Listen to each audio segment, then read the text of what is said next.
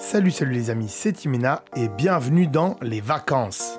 Dans cette série de vidéos, on va essayer de se déconnecter et donc on ne va pas parler de choses tech et geek comme on le fait habituellement sur la chaîne. Ce sont donc des vacances, vous l'aurez sûrement compris, et dans cette série de vidéos, je vais vous faire découvrir des lieux où je suis allé me balader. On pourra peut-être des fois y trouver des références geeks à l'intérieur, mais c'est pas sûr à chaque fois. J'espère en tout cas que la vidéo vous plaira. Si c'est le cas, n'hésitez pas à mettre un petit pouce bleu bien sûr. Allez, je ne vous fais pas attendre plus longtemps. Voici le début de la vidéo, c'est parti.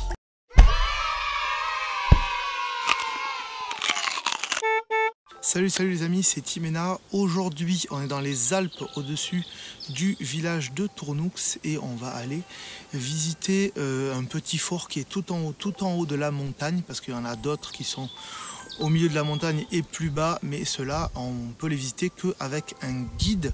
Donc pour ça, il faut aller se renseigner sur le site de l'Office du tourisme de Barcelonnette. Donc nous, on en a pour 1h30, 2 heures de marche. Donc voilà, on va monter ensemble et on verra comment ça se passe là-haut. C'est parti!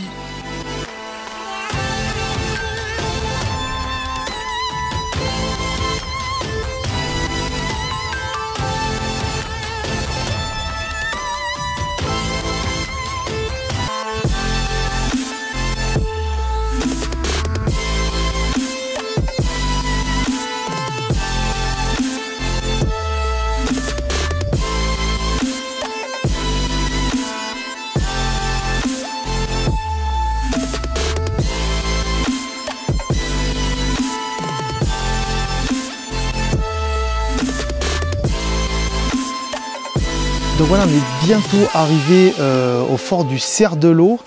Après à peu près 1h30, 2 heures de marche.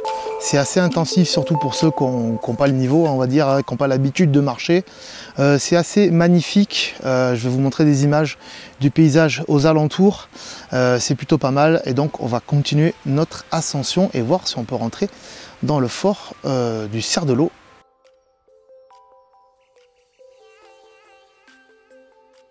Donc voilà, on arrive au fort, enfin, après tout ce temps de marche.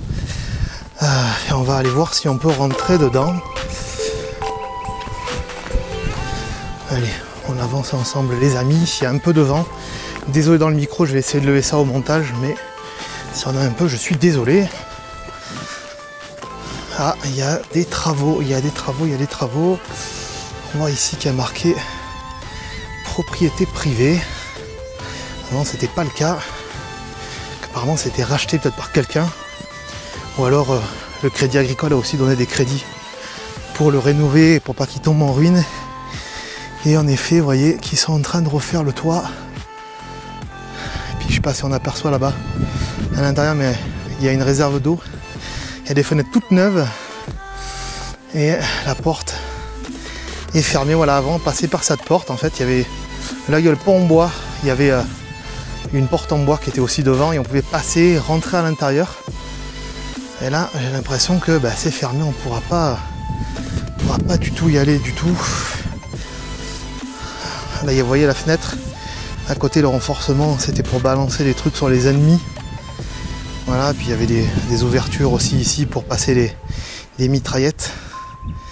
Et malheureusement c'est mort. Donc on va essayer de faire le tour du fort pour essayer de trouver un passage, mais à mon avis ça m'étonnerait. Là c'est fermé. Ici ils ont coupé des arbres pour pouvoir accéder. Là il y a des petits trous, mais on ne peut pas passer parce qu'en fait c'est juste un mur qui masque quelque chose. Voilà, qui masque en fait la voûte qui comment dirais-je, qui sert de soutènement au reste du mur qui est au-dessus. Et là, désolé, c'est un peu cramé au niveau du soleil.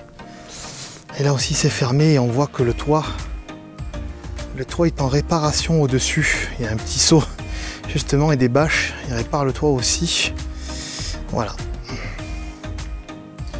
Malheureusement, on va pas pouvoir rentrer dans le fort. Et du coup, comme je suis monté il y a une dizaine d'années, je vais vous mettre des petites images que j'ai fait il y a 10 ans en arrière, où à l'époque j'ai pu rentrer parce que maintenant c'est privé.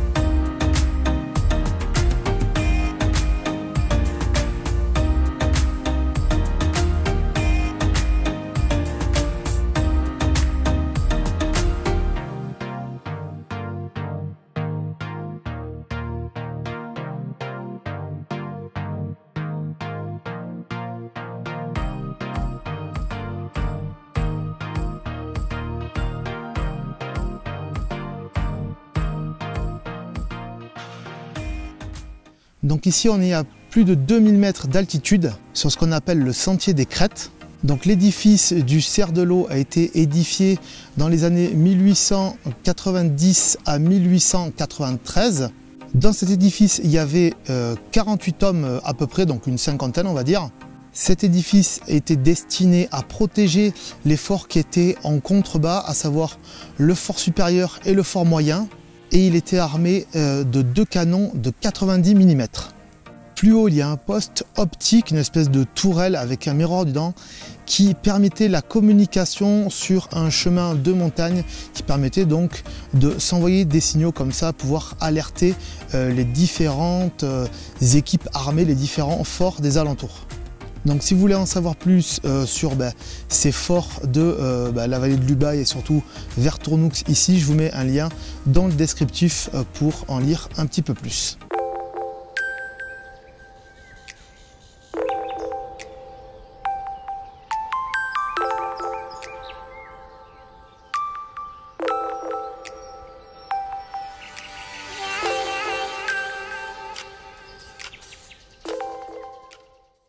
Voilà, on arrive au miroir, ce que était un miroir en fait à l'époque. Hein. C'est juste une petite tourelle comme ça et à l'intérieur il y avait un miroir. Voilà. Et ce miroir, il permettait d'envoyer des messages en fait de l'autre côté en fait, pas cette montagne là, mais en face là-bas dans la vallée. Il y a un tout petit point, je vais vous mettre une flèche pour vous montrer, il y a un petit village et en fait au-dessus il y a un fort. Donc ça envoyait des messages à ce fort là-bas de l'autre côté. Donc voilà, c'est le fort au miroir. Alors il y a une petite pancarte ici, on va aller voir ça, mais il n'y a plus rien d'écrit puisque il n'y a plus personne qui entretient. Donc on voit plus, il y a juste marqué que c'est un poste extérieur de... on ne sait pas. Voilà. Et après on a encore un chemin ici qui nous fait... allez, je vais vous faire montrer vite fait, hop, vers... la crête de la montagne. Alors il y a un peu de vent, je suis désolé. Hein.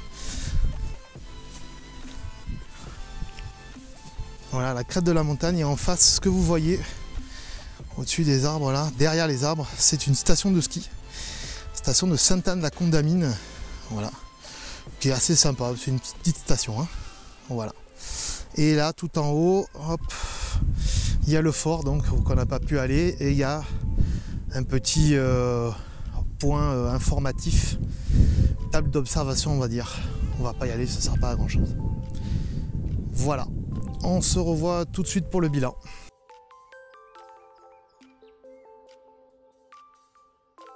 Donc voilà, on est revenu donc devant notre petit arbre pour faire un petit bilan donc de la journée. Un peu déçu parce que 2 heures de marche pour au final on n'a pas pu rentrer, hein, vous l'avez bien vu. Donc je vous ai mis des petites images, comme vous avez vu, il y a 10 ans, donc c'est sûr que la qualité des photos, elle n'est pas tip top. Donc voilà, donc je ne sais pas qui c'est qui a racheté ce fort, si c'est un particulier qui compte y habiter, puisqu'il y a une route maintenant qui est assez facile à emprunter pour un 4x4, hein, ou alors si c'est la commune qui l'a racheté, comme les forts qui sont en dessous, et qui donc le retape. En attendant, comme vous l'avez vu, il y a des belles fenêtres et un beau toit, donc ça veut dire que s'ils veulent faire rentrer de la lumière avec les fenêtres, c'est que quelqu'un compte y habiter pendant quelques temps, peut-être pour surveiller ou je sais pas, peut-être faire un abri de berger, j'en sais rien. Bref, si j'ai des infos là-dessus, je vous mettrai les liens dans le descriptif comme d'habitude. J'espère malgré tout que cette vidéo vous aura plu, donc n'hésitez pas à mettre un pouce en l'air. On a quand même voulu vous monter cette émission, la faire et vous la montrer, parce qu'on a quand même mis 2 heures pour monter jusqu'ici, donc j'espère que vous n'êtes pas trop déçus. Si vous avez des questions comme d'habitude, mettez-les dans les commentaires, je serai ravi d'y répondre.